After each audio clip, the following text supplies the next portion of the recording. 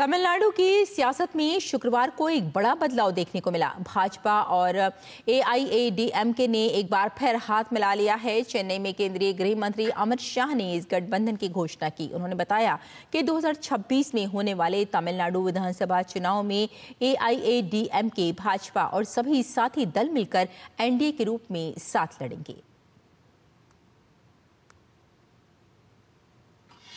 भाजपा का मिशन तमिलनाडु। तमिलनाडु में फिर विश्वास का गठबंधन।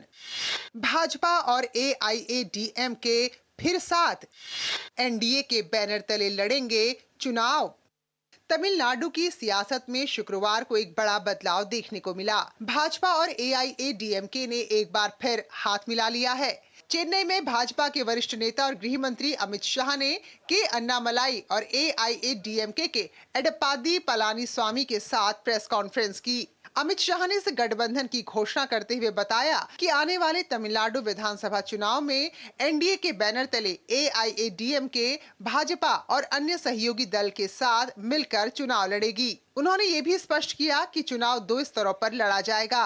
राष्ट्रीय स्तर पर प्रधानमंत्री नरेंद्र मोदी के नेतृत्व में, राज्य स्तर पर एआईएडीएमके नेता एडप्पादी पलानीस्वामी के नेतृत्व में। एआईएडीएमके और भारतीय जनता पार्टी के नेताओं ने मिलकर तय किया है कि आने वाला तमिलनाडु विधानसभा चुनाव एआईएडीएमके, भारतीय जनता पार्टी और सभी साथी दल मिलकर एनडीए के नाते लड़ेंगे।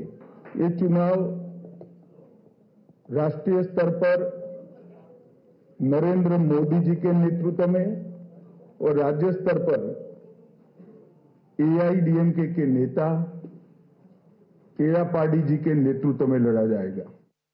उन्होंने कहा कि गठबंधन सिर्फ राजनीतिक नहीं बल्कि विश्वास और विकास का गठबंधन है। उन्होंने भरोसा जताते हुए कहा कि आने वाले विधानसभा चुनाव में एनडीए प्रचंड बहुमत हासिल करेगा और तमिलनाडु में एक बार फिर एनडीए की सरकार बनेगी। 1998 से एआईएडीएमके एनडीए गठबंधन का हिस्सा है और लंबे समय तक मोदी जी और महान जयललिता जी ने साथ में मिलकर राष्ट्रीय राजनीति में काम किया है। मुझे पूरा विश्वास है कि आने वाले दिनों में जो चुनाव होने वाला है वो जनरल इलेक्शन में एनडीए प्रचंड बहुमत हासिल करेगा और तमिलनाडु में फिर से एक बार एनडीए की सरकार बनेगी। अमित शाह ने राज्य की डीएमके सरकार पर निशाना साधते हुए कहा कि राज्य सरकार मुख्य मुद्दों से जनता का ध्यान हटाने के लिए सनातन धर्म, फ्री लैंग्वेज पॉलिसी और अन्य मुद्दे उठा रही है। उन्होंने भरोसा जताते हुए कहा कि आने वाले विधानसभा चुनाव में तमिलनाडु की जनता डीएमके सरकार के घनघोर भ्रष्टाचार, खराब कानून व्यवस्था, दलितों और महिलाओं पर अत्याचार जैसे मुद्दों पर वोट करने जा रही है। Bureau report, DD news. प्रधानमंत्री नरेंद्र मोदी ने